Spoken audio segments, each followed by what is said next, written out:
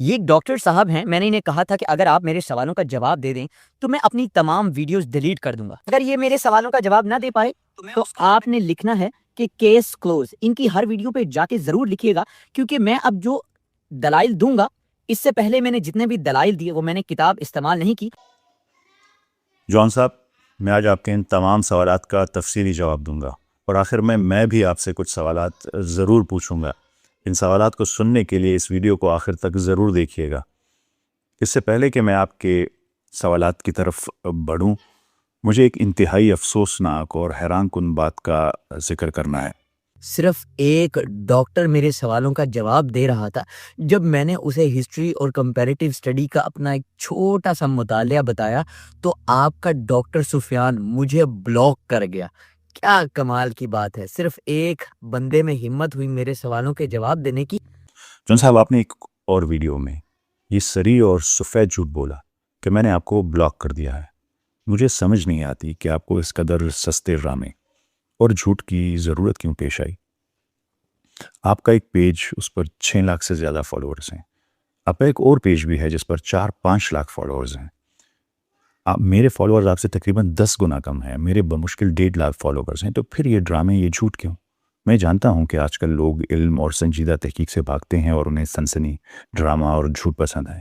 شاید آپ اپنی فالوئنگ اور ویوز بڑھانے کے لیے سب کر رہے ہیں، پر میں یہ ڈرامے نہیں کرتا۔ مجھے ویوز یا فالوورز کی کوئی پرواہ نہیں۔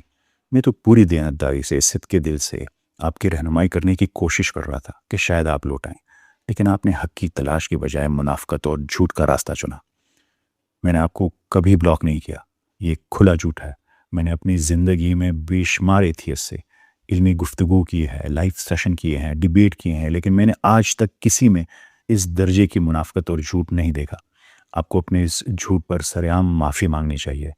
جون صاحب، سچ کہوں تو آج آپ نے میری نظروں میں اپنا رہا علمی وقار مکمل طور پر کھو دیا ہے۔ آپ میری نظروں میں گر چکے ہیں۔ خیر، اب آتے ہیں آپ کے سوالات کی طرف۔ آپ نے اپنی پچھلی ویڈیوز میں جو سوالات پوچھے تھے انہیں پہلے ہی مکمل طور پر اور لاجیکل، منطقی انداز میں بے نقاب کر چکا ہوں۔ آپ نے سرعام وعدہ کیا تھا کہ اگر ان سوالات کے جوابات مل گئے تو آپ اپنی تمام ویڈیوز ڈیلیٹ کر دیں گے، سجدے میں گر جائیں گے۔ جوابات تو مل گئے، لیکن آپ اپنا وعدہ پورا کرنے میں مکمل طور پر ناکام رہے۔ منافقت کی آپ نے، سچائی کو قبول کرنے کی بجائے آپ نے پینترا بدلا اور سوالات کا ایک بالکل نیا پلندہ لیا ہے۔ میں آج آپ کے ان نئے سوالات میں سے ہر ایک کا جواب بھی دینے جا رہا ہوں، لیکن میں آپ سے سیدھا سوال کرتا ہوں کہ آپ اس بار واقعی اپنے الفاظ کی پاسداری کریں گے، تھوڑی سی ڈیسنسی دکھائیں گے، تھوڑی سی انٹلیکچوئل آنیسٹی دکھائیں گے، یا ایک بار پھر میدان چھوڑ کر بھاگ جائیں گے؟ انفرا سونک اور انفرا ریڈ اور اس طرح کی لینگویج یوز کر کے آپ جو لوگ ان پڑھ، جاہل اور گوار ہیں، یعنی کہ ہمارے پاکستان میں 60% لوگ ایسے ہیں جو الٹریٹ ہیں، جو کہ اپنا نام تک نہیں لکھنا پڑھنا جانتے، آپ ایسے مشکل ٹرمینالوجیز یوز کر کے آپ انہیں بہکا سکتے ہیں، مگر مجھے نہیں۔ آپ مجھ پر الزام لگاتے ہیں کہ میں physics, infrared, quantum physics, quantum mechanics, astrophysics, cosmology کی بات کر کے لوگوں کو کنفیوز کر رہا ہوں، اور یہ دعویٰ کرتے ہیں کہ عوام ان چیزوں کو نہیں سمجھتی اور یہ باتیں ان کی سمجھ میں نہیں آتی۔ یہ سائنس سے بھاگنے کی ایک مایوس کن کوشش ہے آپ کی، کیونکہ یہ آپ کے جو ایتھیسٹک پوائنٹ آف ویو ہے اسے جڑ سے اکھاڑ کر پھینک دیتی ہے۔ یہ کائنات بذات خود اللہ کی ایک عظیم کتاب ہے۔ اس کی فزکس، اس کی بایولوجی، اس کی کیمسٹری، اس کا بے عیب توازن اور اس کے کائناتی قوانین اللہ کی سب سے بڑی نشانیاں ہیں جو انسانیت کو سیدھا اس کی طرف رہنمائی کرتی ہیں۔ سائنس کوئی دھوکہ یا چال نہیں ہے، یہ تو ایک طریقہ ہے، میتھڈ آف اسٹڈی ہے، جسے ہم اللہ کی بنائی ہوئی اس تنگ کر دینے والی خوبصورت اور مکمل طور پر متوازن کائنات کو سمجھنے کے لیے استعمال کرتے ہیں۔ کاش آپ نے پڑھی ہوتی۔ وہ ملحدین جنہیں کائنات کا گہرائی سے مطالعہ نہیں کیا، وہ اپنی کم فہمی کا ملبہ عوام پر ڈال کر اس سے بچ نکلنے کی کوشش کرتے ہیں۔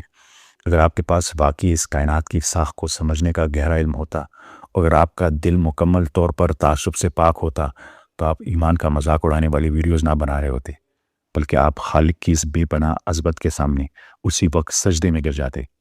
آپ کائنات کے اس ناقابل تردید ذہانت اور ڈیزائن سے محض اس لیے فرار اختیار نہیں کر سکتے کہ اس کی اصطلاحات، اس کی ٹرمینالوجیز آپ کی کم علمی کو بے نقاب کرتی ہے۔ یہ آپ کا قصور ہے۔ آپ کو سیکھنا چاہیے تھا، آپ کو سمجھنا چاہیے تھا، اللہ کی اس کتاب کو پڑھنا چاہیے تھا اعتراض کرنے سے پہلے۔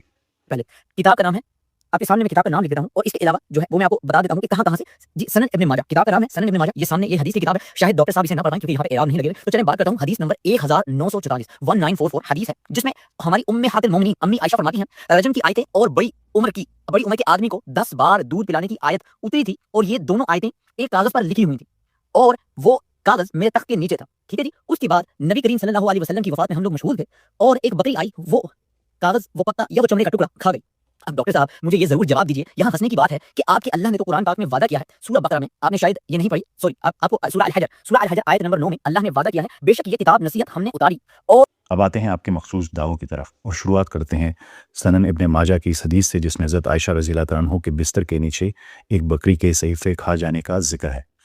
آپ کا دعویٰ ہے کہ اس سے یہ ثابت ہوتا ہے کہ اللہ تعالیٰ قرآن کی حفاظت کرنے میں ناکام رہے، معاذ اللہ۔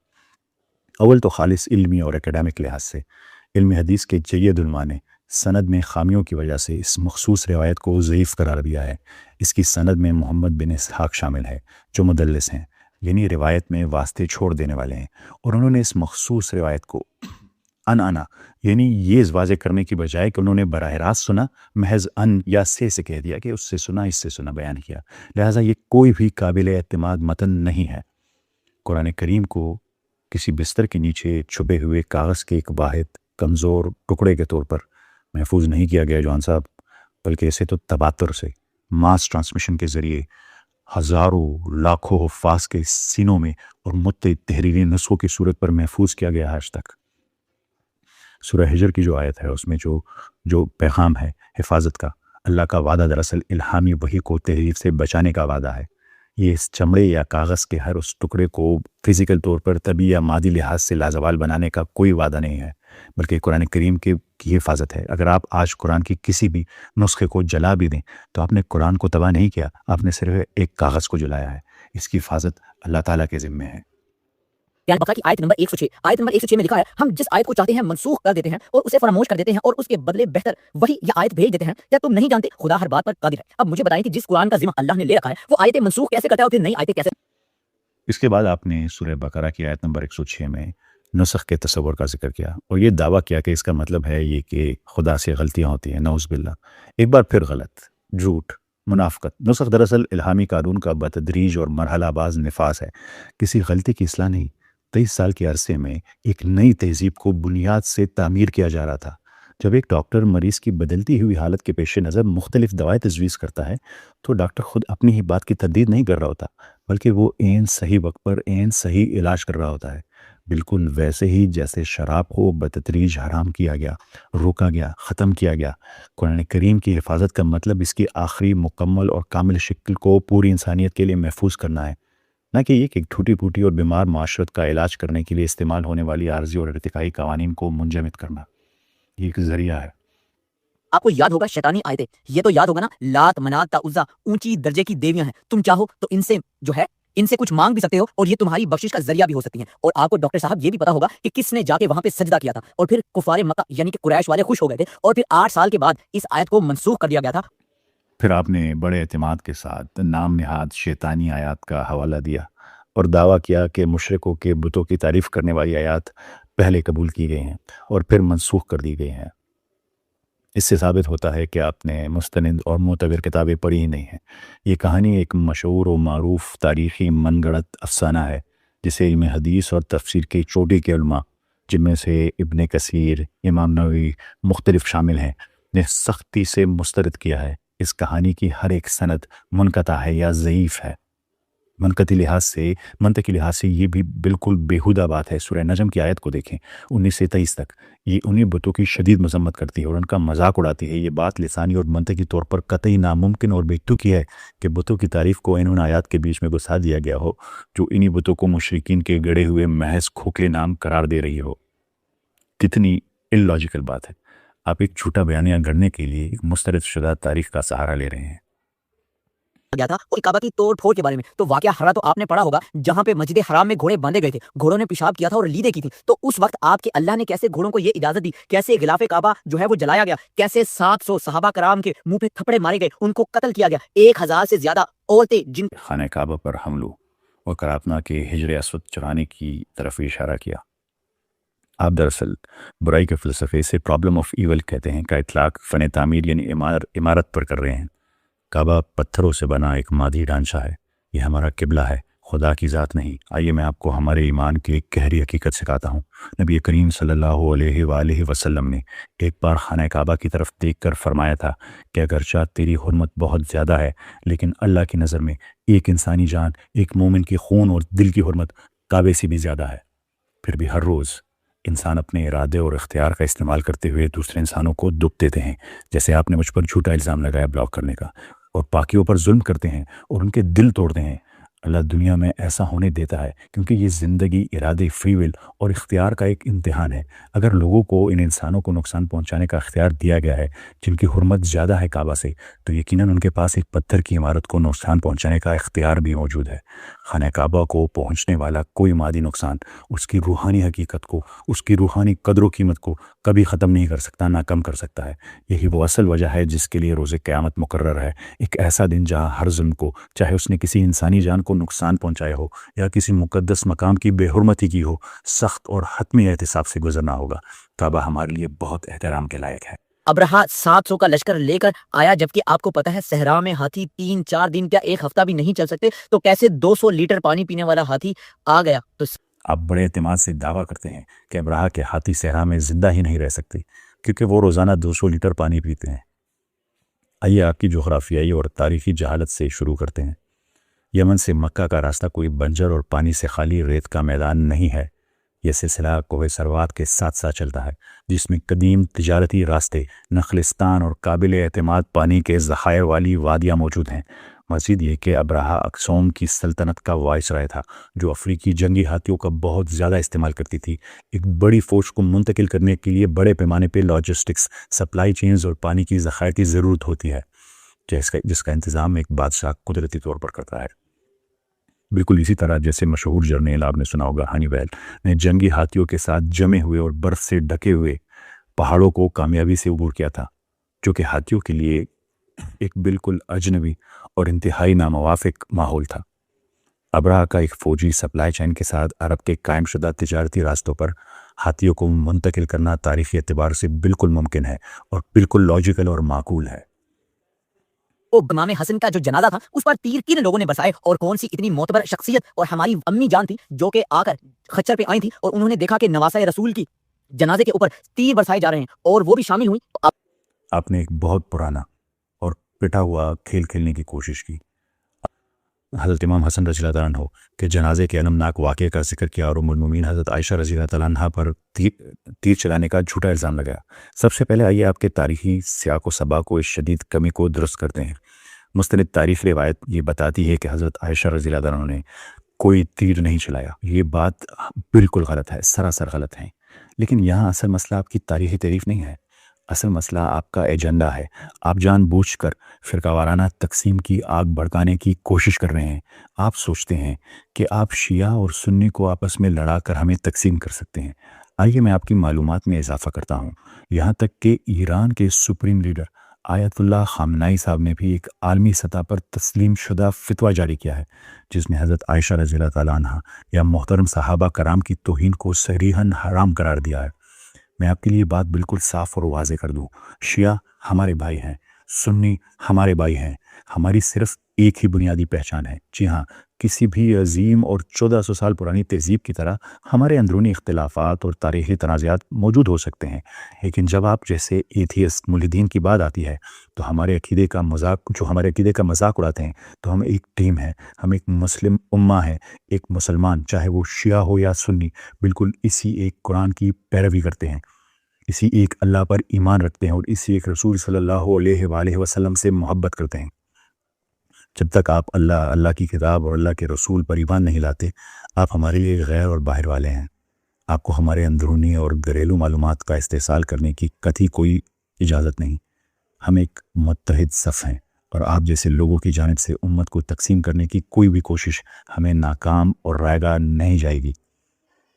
جان صاحب، اب جب کہ آپ کے تمام سوالات کے مکمل منطقی اور سائنسی جوابات دیے جا چکے ہیں، تب میری باری ہے۔ میرے آپ سے آپ کے لیے کچھ براہ راست سوالات ہیں۔ اگر آپ کا اور آپ کے جیسے دیگر ملحدین کا یہ دعویٰ ہے کہ یہ قرآن محض ایک انسان کی لکھی ہوئی پرانی کتاب ہے تو ذرا آپ نے تعصب کی اینک اتاری، اپنی پوری سائنسی اور عقلی قابلیت استعمال کرتے ہوئے مجھے ان سوالات کے جوابات دیجیے، مجھے سمجھائیے۔ اس کائنات کا آغاز جسے بگ بینگ کہتے ہیں، آج کی جدید سائنس نے دہائیوں کی ریسرچ، اربوں ڈالرز کے بجٹ اور ہیڈرون کولائیڈر جیسی بھاری مشینری کے بعد یہ دریافت کیا کہ یہ پوری کائنات، تمام کہکشائیں، زمین اور آسمان ابتدا میں ایک ہی اکائی یعنی سنگل اینٹیٹی کی صورت میں جڑے ہوئے تھے، جنہیں ایک عظیم دھماکے یعنی بگ بینگ کے ذریعے الگ کیا گیا۔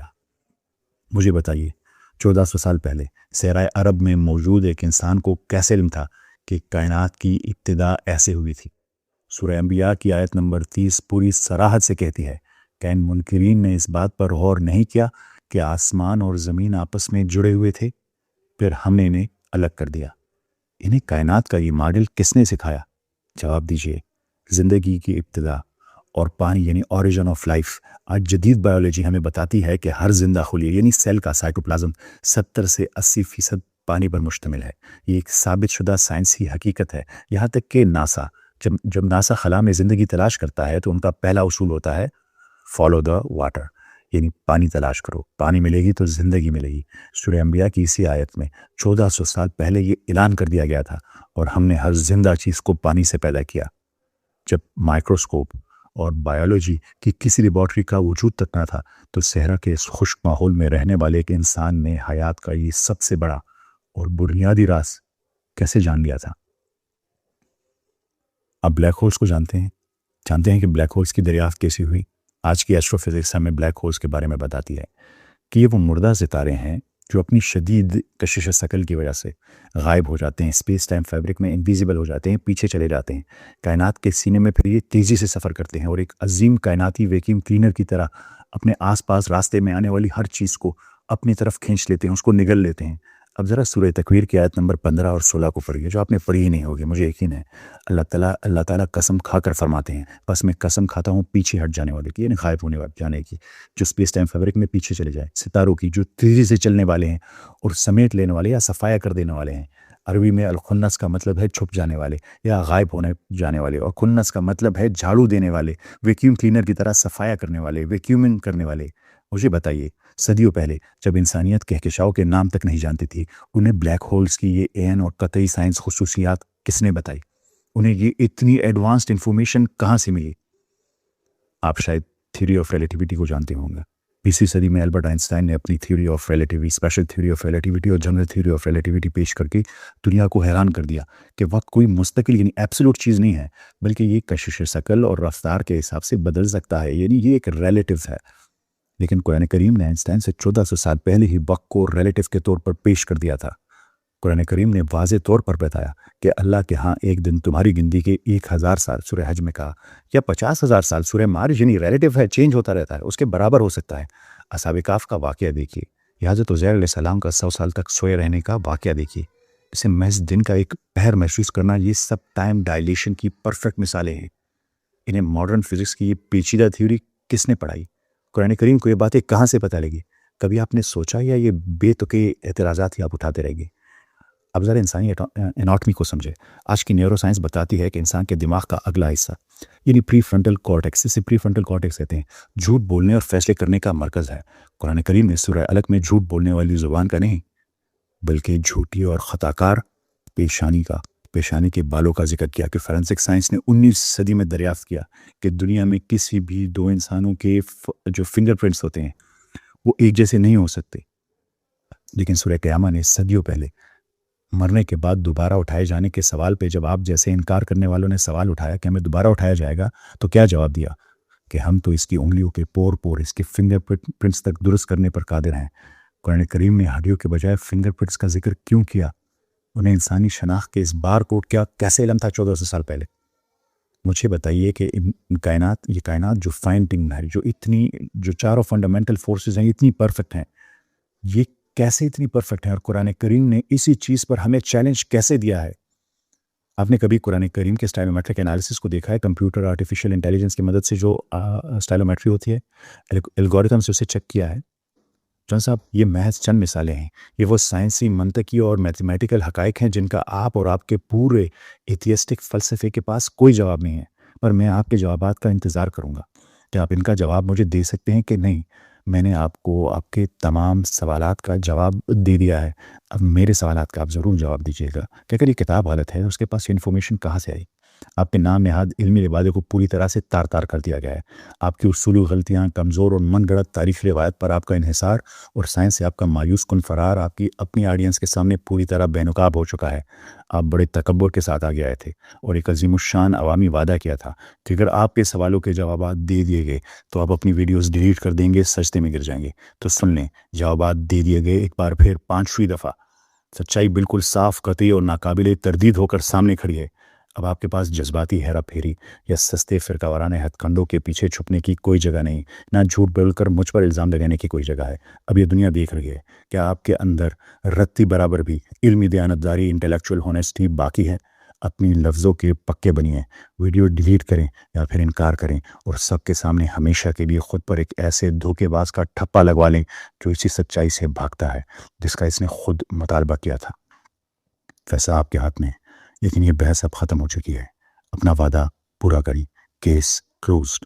اور میرا تمام ان لوگوں کے لیے پیغام ہے، تمام مسلمانوں کے لیے، یہ آپ کے ذہن میں صرف وسوسہ ڈالنا چاہتا ہے۔